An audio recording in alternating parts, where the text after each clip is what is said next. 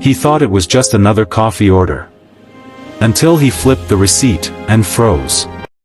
For words written in trembling ink, "Meet me before I die." What would you do if a stranger handed you their final hope?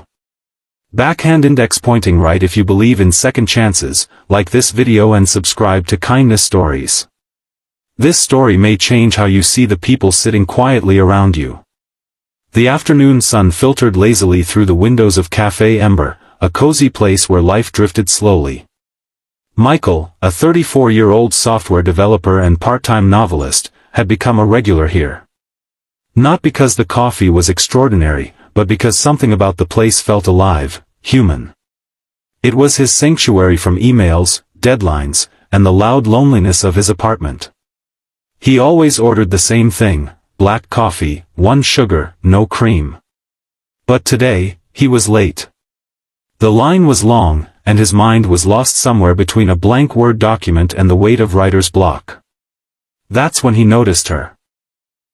She sat alone in the farthest booth, half hidden behind her messy red curls and a faded denim jacket.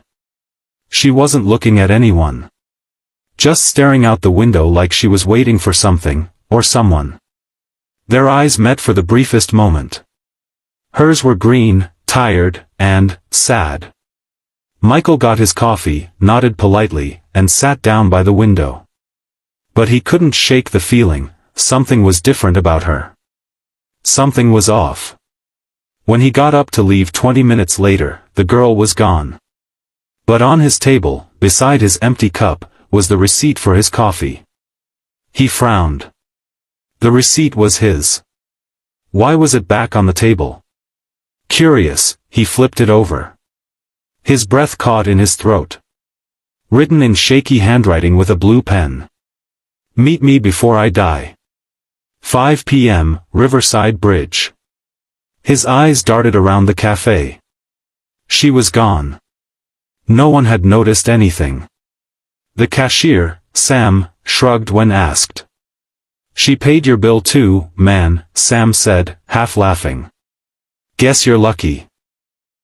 But Michael didn't feel lucky.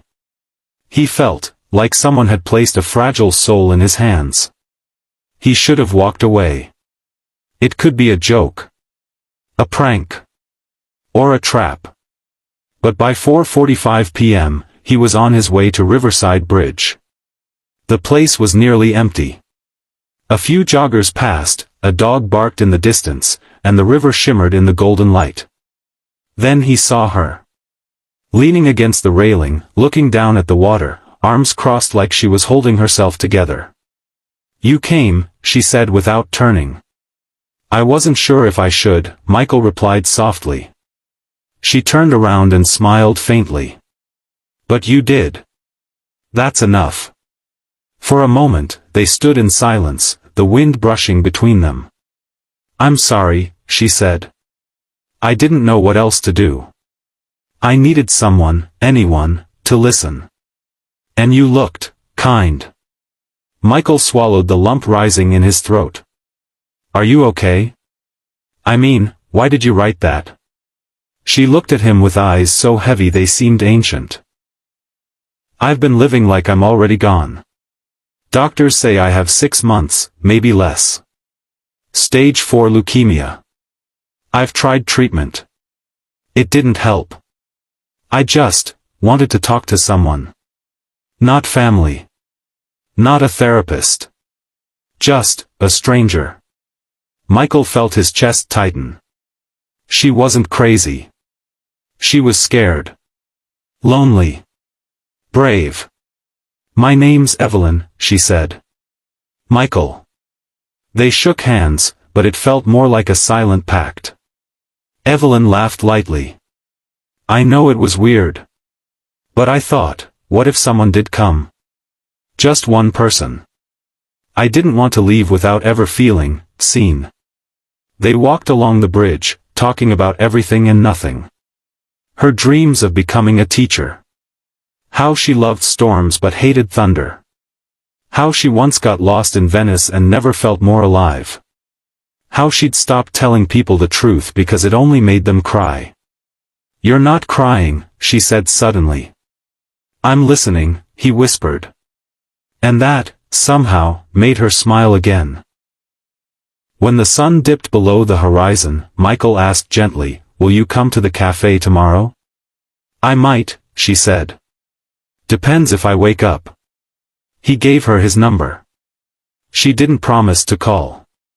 She just waved as she disappeared into the fading light. Days passed. Michael came to the cafe every day at 4:30, ordered the same coffee, and waited at the same booth. But Evelyn didn't show up. He left notes with Sam for her. No reply. He walked to the bridge, sometimes with a book in hand, sometimes with flowers. Just in case. Then, 5 days later, a waitress handed him a small envelope. "Someone asked me to give this to you if you came," she said. Inside was a Polaroid photo of Evelyn at the bridge, smiling. On the back, written in the same familiar hand. "I'm still here. But I won't be for long. Meet me where the stars can see us." Michael didn't need to guess. He remembered her saying she loved the observatory. That's where he found her again. She was thinner, paler, but glowing. "You came again," she said softly, sitting under the telescope dome, wrapped in a blanket. "I told you I'm a good listener," he said. She laughed, the sound like a memory fading. They spent hours talking. The sky above them wheeled into night. Stars shimmered, and for a moment, she wasn't dying. She was living harder than anyone else. Then she asked a question he never expected. "Will you write my story?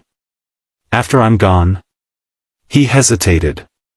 "Only if you promise to be around when I finish it."